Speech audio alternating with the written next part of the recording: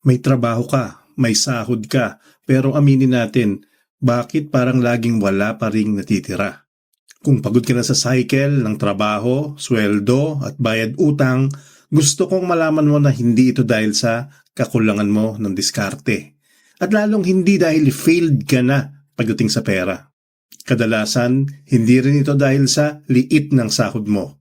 Ang totoo, may isang tahimik na pattern na paulit-ulit na ginagawa ng maraming Pilipino tuwing payday.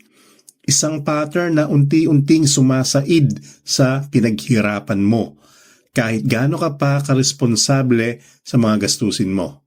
Sa video na ito, hindi muna tayo mag-uusap tungkol sa pagtitipid o pagbabudget. Gusto ko munang ipakita sa iyo ang root cause kung bakit kahit may trabaho ka, parang lagi ka pa rin kapos. Dahil kapag naintindihan mo ang pattern na ito, doon pa lang magiging effective ang kahit anong financial advice na susubukan mo. Para sa kaalaman lamang, hindi personal na payong pinansyal. Affiliate products in the shelf below. Minsan, pagtingin natin sa bank account natin, pagkatapos ng sunod-sunod na bayaran, ang unang instinct natin ay sisihin at parusahan ang sarili natin. Sasabihin mo, sana hindi ko na lang binili yun. O siguro, tamad lang talaga akong mag-track ng expenses. Pakiramdam mo, failure ka dahil wala kang disiplina. Pero, eto ang katotohanan na kailangan mong marinig. Hindi ka tamad. Ang pagod mo sa araw-araw na pag-commute, ang pagtitiis mo sa stress sa opisina at ang pagkayod mo kahit masama ang pakiramdam mo ay sapat na proof na ikaw ay isang masipag na tao. Ang tunay na problema ay hindi ang kawalan ng disiplina, kundi ang decision fatigue o ang sobrang pagod na nararamdaman mo. Kapag ang isang tao ay pagod na sa trabaho, ang utak natin ay natural na naghahanap ng tinatawag na dopamine hit o reward. Ito yung sandali na sasabihin mo sa sarili mo, deserve ko to. Kaya madalas, ang paggastos natin sa milk tea, sa Grab food o sa Shopee checkout ay hindi naman talaga dahil sa luho o bisyo. Ito ay isang subconscious na paraan para mapatunayan sa sarili mo na may saysay ang pagod mo. Ginagastos mo ang pera mo para lang maramdaman na hindi ka lang isang makina na nabubuhay para magtrabaho. Ano nga ba ang tahimik na pattern na tinutukoy ko? Simple lang siya pero deadly sa finances mo. Ganito ang itsura ng cycle. Pagdating ng sahod, may konting hinga ng maluwag. Pakiramdam mo, safe ka na uli.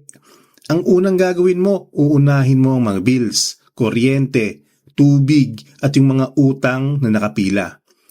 Pagkatapos, pupunta ka sa grocery para sa needs ng bahay.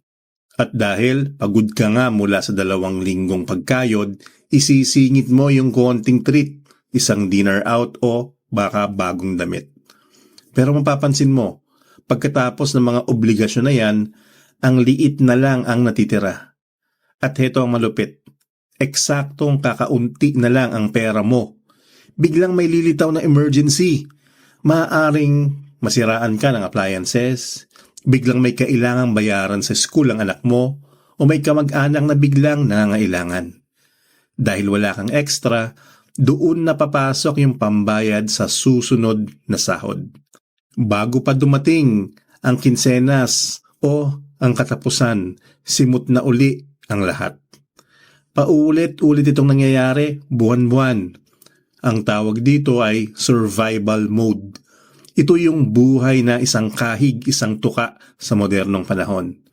At kahit doblihin mo ang sipag mo, kung nasa survival mode ang mindset mo, palaging zero ang ending ng bank account mo.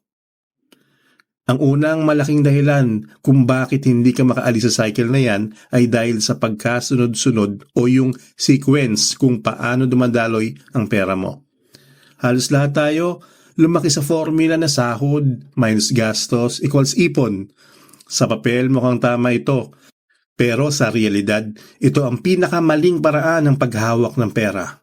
Bakit? Dahil sa mundo natin ngayon, laging may paraan ang paligid para ubusin ang gastos column mo. Ang algorithm ng social media, ang mga sale sa mall, at ang mga demand ng mga tao sa paligid mo, lahat sila nakapila para kunin ang pera mo. Ang cycle na ito ay tinatawag na reactive finances. Ibig sabihin, naghihintay ka lang kung ano ang ititira sa iyo ng mundo. Hinahayaan mo ang ibang tao tulad ng mga electric company, landlord, and telco ang unang makinabang sa pinaghirapan mo. Pero ang totoo, ang tunay na sukatan ng yaman ay hindi kung magkano ang kinikita mo, kundi kung magkano ang binigay mong halaga sa sarili mo bago mo binayaran ang lahat ng tao sa paligid mo. Kung huli ka lagi sa listahan, huwag kang magtaka kung bakit laging walang natitira sa iyo. Minsan, hindi naman yung malalaking luho tulad ng bagong gadget o mamahaling sapatos ang unti-unting pumapatay sa bank account natin. Ang totoong kalaban ay yung mga tinatawag na tahimik na gastos. Ito yung mga convenience spending na hindi natin pinag-iisipan dahil feeling natin ay kailangan natin sila para mabuhay ng komportable. Halimbawa, dahil sa sobrang pagod mo sa trabaho at ayaw mo na makipagsiksikan sa bus o sa MRT. Gagamitin mo na lang ang app mo para mag-commute kahit alam mo triple ang presyo nito kumpara sa normal na presyo ng pag-commute. O kaya naman dahil wala ka ng energy magluto o order ka na lang ng pagkain online. Hindi mo napapansin na yung delivery fee at service fee ay halos presyo na rin ng isang meal. Isama mo pa rito yung mga digital leaks, yung mga monthly subscriptions sa streaming sites o apps na kinalimutan mo nang i-cancel pero buwan-buwan pa rin kumakaltas sa card mo. At syempre, ang pinaka-common sa ating lahat, yung mga maliliit lang naman na check-out tuwing may sale. Dahil nakita mong 99 pesos lang naman o buy one take one, feeling mo nakatipid ka. Pero sa dulo ng buwan, kapag tiningnan mo at pinagsama-sama ang lahat ng mga maliliit lang naman na ito, magugulat ka na lang. Kasi minsan, mas malaki pa ang total nito kaysa mismong bill nyo sa kuryente o tubig. Ang mga maliliit na butas na ito, kapag pinagsama-sama, ay sapat na para palubugin ang isang malaking barko. Hindi natin pwedeng pag-usapan ang financial struggle ng Pinoy nang hindi natin dinadampian ang usapin ng pamilya. Napakalaking factor sa ating kultura ang pagiging sandalan.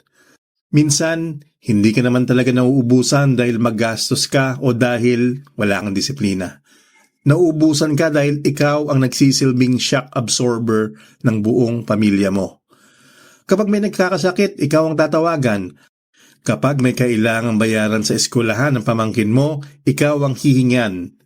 May mabigat na pressure na kailangan mong laging tumulong dahil ikaw ang nakakaangat o ikaw ang may trabaho. At kapag sinubukan mong tumanggi, laging may kasamang matinding guilt. Pakiramdam mo, napaka-selfish mong tao kapag nagtatabi ka para sa sarili mo habang may ibang miyembro ng pamilya na nangangailangan.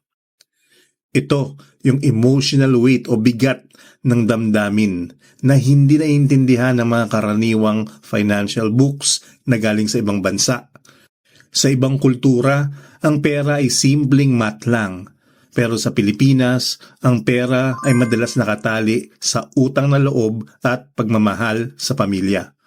Napakahirap mag-ipon kung ang pakiramdam mo ay kailangan mong ubusin ang sarili mo para lang masabing mabuti kang anak, kapatid o kamag-anak.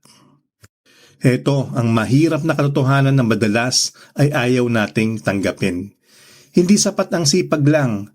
Kung sipag lang ang basihan ng yaman, dapat ang pinakamayaman sa bansa natin ay yung mga construction worker, magsasaka, at mga taong nagtatrabaho ng 16 na oras kada araw. Pero ang realidad, maraming masipag na Pilipino ang tumatandang walang-wala pa rin. Ang katotohanan ay kailangan mong maging intentional. At kung minsan, kailangan mong matutong maging matigas. Hindi mo pwedeng naging misyon ng iligtas ang lahat ng tao sa paligid mo habang ikaw mismo ay nalulunod na sa utang at stress. Ang pag-aayos ng iyong finances ay hindi lang tungkol sa addition at subtraction. It's about setting boundaries. Kailangan mong magkaroon ng boundaries sa sarili mo para hindi ka basta-basta bumibigay sa bawat urge na gumastos. Kailangan mo ring magkaroon ng boundaries sa ibang tao. Ang pagsabi ng hindi ay hindi nangangahulugan hindi mo sila mahal. Ibig sabihin lang nito, pinoprotektahan mo ang iyong future para sa dulo hindi ka rin maging pabigat sa iba. Hindi ka makakatulong ng matagal kung ang sarili mong baso ay laging walang laman. Gusto kong gumaan ang loob mo. Hindi ka mahina sa pera. Ang totoo, ang galing mo nga eh. Kasi kahit kulang na pagkakasya mo, kahit simot, nakakasurvive ka. Imagine kung ang galing mo sa pag-survive ay maililipat natin sa pag-build ng wealth. Mali lang ang simula natin dahil tinuruan tayong maging mabait sa pera. Pero hindi tayo tinuruang maging matalino rito. Ang financial literacy ay hindi para sa mayayaman lang. Mas kailangan ito ng mga taong nagsisimula pa lang. Bago ka bumili ng piggy bank o magbukas ng bagong savings account, siguraduhin mo munang alam mo kung para saan ka nag-iipon. Bakit mo ba gustong mag-ipon? Para ba sa security, para sa retirement, o para lang hindi na mapahiya sa susunod na may mangyari? Kapag malinaw ang bakit, ang paano ay susunod na lang. Ang pag-iipon ay hindi pagkakait sa sarili ng saya, kundi tungkol sa pagbibigay sa sarili mo ng peace of mind sa hinaharap. Bago mo i-close ang video na ito, may isang tanong ako para sa iyo. Sa lahat ng pinaghirapan mo sa buong taon, magkano ang natira para sa sarili mo? Kung ang sagot mo ay wala, okay lang yan. Basta huwag mong hayaan na ganito pa rin ang sagot mo sa susunod na taon. Ang unang step ng pagbabago ay ang pag-decide na ayaw mo na sa lumang cycle. Kaya kung handa ka nang baguhin ang takbo ng pera mo, i-comment mo lang ang salitang done. I-type mo ito bilang tanda na simula ngayon, tatapusin mo na ang pattern ng pagiging kapos. Salamat sa panonood at tandaan mo, hindi pa huli ang lahat para magsimula muli.